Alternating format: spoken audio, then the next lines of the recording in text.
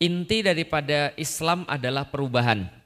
Dan saya berharap ketika ibu-ibu sudah datang ke sini setiap pekan, ini ada sesuatu yang berubah pada diri kita. Meskipun kadang-kadang perubahan itu mungkin belum dinotis, belum disadari oleh orang-orang di sekitar kita. Tapi perubahan itu pasti merupakan sebuah kepastian bagi orang-orang yang mulai mau untuk membuka dirinya dan mengkaji Islam. Kita bahas tentang perubahan, kita sudah bahas di dalam Al-Quran bahwa Allah membimbing perubahan tersebut. Dengan cara apa? Dengan cara melakukan perubahan-perubahan yang tidak kelihatan pada diri kita. Kalau kita melakukan perubahan-perubahan yang tidak kelihatan pada diri kita, pasti nanti akan ada perubahan yang kelihatan. Itu adalah rumus di dalam Islam. 2 pertemuan yang lalu kita bahas bagaimana cara melakukan perubahan yang gak kelihatan itu. Beberapa di antaranya adalah memahami sejarah, referensi di masa lalu. Dan kemarin kita bahas tentang meyakini sesuatu di masa depan, yaitu adalah visi gitu ya. Baru kemarin kita bahas, sekarang rame di dunia sosial media tentang orang yang gak mau punya anak kan gitu ya. Supaya dia masih terlihat awet muda. Pantesan aja ibu-ibu di depan saya ini kelihatan tua ya. Karena anaknya banyak. Tapi ibu-ibu dan bapak-bapak sekalian perlu saya sampaikan gini. Jadi memang semua itu tergantung niatan kita. Semua itu tergantung dengan apa yang kita tujukan kepada Allah. Kalau ada orang yang menikah karena cuma untuk awet muda, sebenarnya mendingan dia nggak usah nikah sekalian. Karena itu bisa lebih awet muda lagi. Dan sebenarnya semuda-mudanya manusia ya tetap nanti akan tua. Gitu. Maksud tua itu adalah bukan pilihan kita, tua itu adalah sebuah kepastian. Dulu ketika saya masih belum muslim, ketika saya mau nyari istri, menurut ibu-ibu sekalian yang saya cari apanya dulu? Cantik dong, kan pasti fisik kan, apalagi yang saya cari. Orang saya nggak ngerti yaumil kiamah, orang saya nggak ngerti tentang surga dan neraka, orang saya nggak ngerti tentang pengurusan anak dan segala macam, maka pasti saya cari yang cantik, yang saya cari yang benefit bagi saya di dunia. Karena saya nggak tahu benefit bagi saya di akhirat. Kan kita udah bahas kemarin ya. Orang yang mikirin dunia akan cari hal-hal yang menguntungkan dia di dunia. Tapi sebelum saya masuk Islam lagi, selain cantik yang saya pilih apa lagi? Seksi dong, namanya laki-laki. Pasti pengennya yang seksi. Kan itu kan benefit di dunia yang pasti kita dapat. Kan gitu kan ya. Maka kalau saya cari pacar lah yang sesuai dengan keinginan saya. Tapi pertanyaannya, kita nggak usah bicara Islam dulu ya. Kalau seorang yang bukan muslim, dia cari pacar, pasti cari pacar yang playful, pasti cari pacar yang cantik, cari pacar yang seksi. Tapi begitu dia mau serius untuk nikah, kira-kira indikasinya berubah atau tidak? Tergantung. Kalau dia mikirin anak, maka dia nggak hanya nyari yang playful, tapi dia nyari yang keibuan.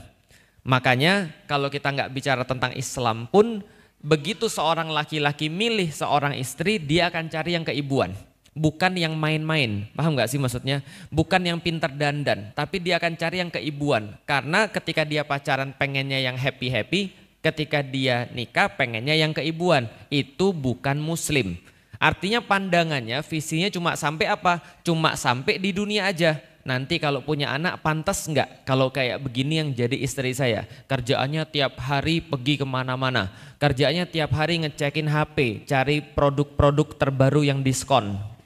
Check out terus tiap hari. Gitu kan ya, tiap hari ada paket datang ke rumah. Kalau kayak gini kira-kira cocok enggak jadi ibu daripada anak-anak saya? Dia mikir kalau effortsnya lebih banyak kepada urusan-urusan lain bukan pada diri sendiri, pantas enggak disuruh masak, GoFood aja gitu kan ya. Nah ini pantas enggak kira-kira jadi ibu daripada anak-anak saya? Seorang laki-laki mikir gitu. Itu pun kita belum bahas Islam loh. Kita cuma bahas ketika di dunia saja.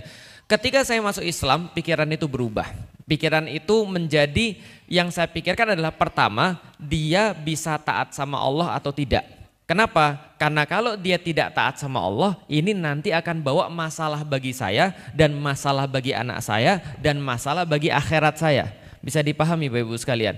Maka ketika ibu saya bilang, Lik, kenapa kamu pilih calonnya yang kerudungan? Saya tunjukin baru fotonya doang. Kenapa kamu pilih calon yang kerudungan? Sudah gitu orang Jawa lagi. Sudah gitu dia Muslim lagi. Kan mami kan sudah kasih tahu, mami pengennya nggak yang kayak gitu. Minimal nggak kerudungan lah. Emang kenapa Mi? Kerudungan tuh kemarin mami lihat supermarket maling. Kerudungan tuh fanatik, Lik. Kita tuh jangan sama orang yang fanatik, Lik. Gak usah ditunjuk-tunjukin kalau dia tuh baik. Udah baik kan sama Tuhannya aja, gak usah ditunjukin keluar. Itu pandangan ibu saya. Paham sampai di sini? Saya jawab sama ibu saya, Mi, kalau orang tuh nggak kerudungan, cewek nggak kerudungan, mohon maaf ya bagi teman-teman yang masih dalam proses. Saya cuma nyeritain ketika saya nyari istri, tentu saya nyari istri yang nggak usah saya ajarin lagi, gitu maksudnya. Saya udah mau lari gitu maksudnya. Saya perlu orang yang nemenin saya, bukan orang yang saya ajarin lagi. Saya bilang, Mi, kalau orang ini nggak kerudungan, berarti dia itu tidak taat pada Tuhannya, karena bukan Felix yang nyuruh dia kerudung, bukan Felix yang minta dia kerudungan, yang minta dia kerudungan Tuhan dia. Lah kalau Tuhan dia yang sudah ngasih dia makan dari dia kecil sampai dia dewasa, yang ngasih dia kehidupan dari dia kecil sampai dewasa, ngasih dia semua yang dia nikmati dari dia kecil sampai dengan dewasa, mulutnya masih bisa normal, matanya bisa ngelihat, kupingnya bisa mendengar, badannya normal, segala macam itu semua yang kasih Tuhan dia. Kalau sama Tuhan dia yang ngasih semuanya aja, dia nggak mau taat dengan pakai kerudung, apa yang jamin dia bisa taat sama Felix? Masuk akal sampai di sini. Nah, ini cara berpikir orang yang berbeda ketika dia belum muslim sama sudah muslim. Maka saya bilang kalau Felix misalnya nikah sama orang kerudungan, Felix nyusahin diri sendiri. Kenapa nyusahin diri sendiri? Karena sama Tuhan aja dia nggak mau taat, apalagi sama suami yang mungkin ngasih duitnya Senin Kemis. Paham Ibu sekalian? Yang mungkin ngasih duitnya nggak cukup, yang mungkin nyebelin, namanya juga masih manusia. Lah gimana dia bisa kemudian untuk bisa membuat satu rumah tangga yang baik? Paham kira-kira saya? Orang tergantung liatnya kemana. Kalau dia ngelihatnya sampai cuma pacaran, dia akan cari pacar yang playful. Dia nggak peduli pacarnya selingkuh atau enggak. Namanya juga pacaran, bukan untuk serius. Begitu dia mau serius untuk nikah, cuma mikirin dunia pun dia akan cari seorang istri yang keibuan, yang cocok untuk anak-anaknya. Bukan hanya yang bisa diajak main, bisa diajak happy. Tapi begitu dia berpikir tentang akhirat, maka dia nggak lagi peduli mau punya anak itu mau awet muda atau tidak awet muda. Yang sangat mengerikan adalah Bapak Ibu sekalian, kadang-kadang kenyataan ini yang tahu justru malah bukan orang muslim. Saya kemarin nonton satu film dokumenter tentang seorang anak Korea yang dia wawancarai ibunya. Jadi anak ini, anak kecil usia sekitar 3-4 tahun, dia didudukkan berdua sama ibunya, dikasih pertanyaan sama tim daripada wawancara ini. Pertanyaannya begini, Ibu, apa yang Ibu hilang ketika Ibu mendapatkan saya? Jadi apa yang hilang pada diri Ibu begitu Ibu mendapatkan saya? Ibunya ngomong begini, yang saya hilang adalah masa muda. Dia bilang, my youth, masa muda saya itu hilang. Betul memang, begitu ibu punya anak, ibu harus terbatas. Ibu nggak bisa lagi jalan-jalan ketemu dengan orang, ibu nggak bisa lagi ngambil studi S1, S2, S3, ibu nggak bisa lagi kemudian belanja seenak ketika masih belum punya anak, ibu kemudian ya segala macam lah, terbatas segala-galanya. Punya duit mulai mikir ini untuk beli susunya, ini untuk beli popoknya, ini nanti untuk dia sekolah, padahal umurnya masih 2 bulan gitu kan ya. Kita sudah mikir sekolahnya gimana, ini nanti kalau dia sakit ini siap-siap. Memang betul kita tidak memiliki keistimewaan dan tidak memiliki sebuah kebebasan seperti dulu. Jadi ibunya jawab, ini orang Korea nih, bukan orang Muslim. Yang hilang adalah masa muda saya. Terus kemudian anaknya tuh agak sedikit sedih gitu ketika ibunya bilang gitu. Wah, berarti ibu saya sudah mengorbankan masa muda saya, kayak yang kemarin saya cerita. Terus kemudian anaknya berusaha bilang, enggak kok, ibu masih cantik, ibu bagi saya cantik kok, ibu masih kayak muda. Dia berusaha menghibur ibunya. Terus dia nanya lagi pertanyaannya di situ. Nanyanya begini, Ibu, kalau ibu mengorbankan masa muda, yang ibu dapat daripada saya itu apa? Jadi maksudnya trade off. Kita itu kan makhluk transaksional ya. Transaksional tuh nggak apa-apa, asal yang ditransaksikan tuh baik. Yang nggak boleh transaksional kalau buruk, itu nggak boleh. Nah maka ditanya, trade off-nya apa? Transaksinya apa? Kan ibu kehilangan masa muda. Nah berarti kalau ibu masih mau saya, berarti ibu dapat sesuatu dong. Maka dia nanya, ibu dapat apa? Ini jawaban ibunya, orang Korea, bukan orang Muslim. Dia bilang apa? Dia bilang kebahagiaan yang gak bisa saya gambarkan. Jadi kebahagiaan yang gak bisa saya gambarkan. Ini orang bicara akhirat gak sih? Enggak. Ini orang bicara cuma dunia. Dia mungkin nggak tahu nih, bentar lagi anaknya akan gede, nonton film, jadi LGBT, terus jadi musuh dia. Mungkin dia nggak tahu. Tapi setidaknya yang dia tahu punya anak itu menyenangkan. Paham nggak sih maksudnya? Nah, makanya pernyataan-pernyataan kayak gini ini hasil dari mana? Hasil dari cara pikir yang salah. Hasil daripada pola pikir yang kurang tepat. Ini yang mau kita bicarakan pada hari ini.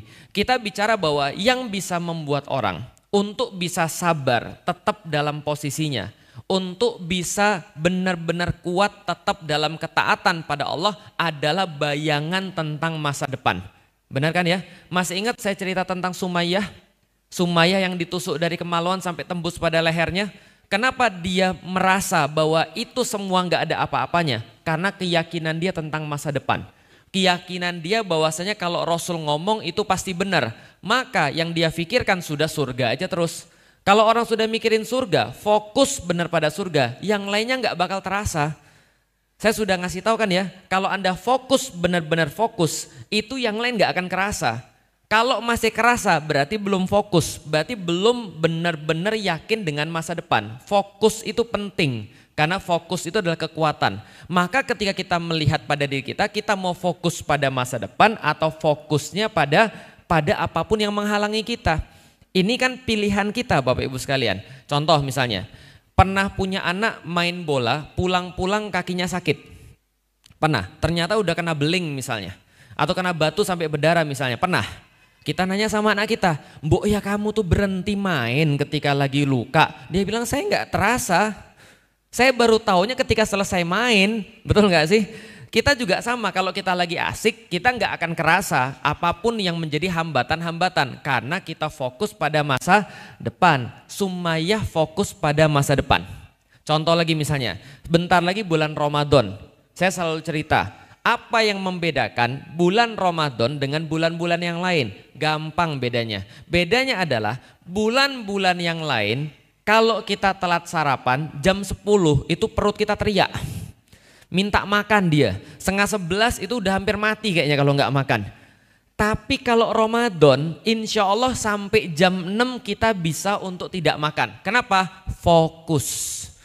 Makanya di dalam Al-Quran itu Allah sampaikan Ramadan itu tidak saum yang dikaitkan di awal. Tapi yang dikaitkan di awal adalah Al-Quran. Syahrul Ramadan alladzi unzila fihil Quran huda linnas wa bainatim minal huda wal furqan.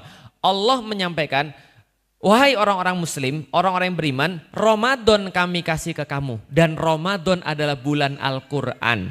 Setelah jelasin dengan Al-Quran, baru Allah jelasin tentang saum. Maka kita tuh tergantung fokus kita, yang kita harapin apa. Begitu ibu-ibu masuk Ramadan dan Ramadan sama dengan bulan puasa, pasti ibu-ibu mikir puasa lagi, puasa lagi. Kayaknya baru kemarin Ramadan cepet amat. Lah kenapa? Karena fokusnya pada puasa. Tapi kalau kita fokusnya pada Al-Quran, insya Allah tidak akan terasa puasanya. Paham gak sih? Ibu-ibu pernah gak nonton film Korea sampai gak makan? Nggak pernah ya, ya benar. Itu kadang-kadang ibu-ibu itu ya, kalau lagi nonton film Korea lagi seru, itu makan nggak dipikirin, paham ya? Nah itu hakikat puasa tuh itu. Hakikat puasa apa Ustadz? Nonton film Korea? Bukan. Hakikat puasa adalah begitu sibuknya Anda dengan Al-Quran sampai Anda nggak lagi mikirin yang lain. Makanya Sumayyah itu bukannya nggak sakit, sakit. Tapi begitu Rasul sampai dan bilang pada Sumayyah, sobron ala Yasir, sabar wahai keluarga Yasir, fa inna mau'idakumul jannah, bahwa sesungguhnya kalian semua sudah dapat jaminan surga. Maka bagi dia fokusnya sekarang kemana? Bukan lagi ke tombak yang nusuk dia, tapi fokusnya sudah ke surganya Allah. Nah itu namanya fokus, itu namanya masa depan yang kita yakini.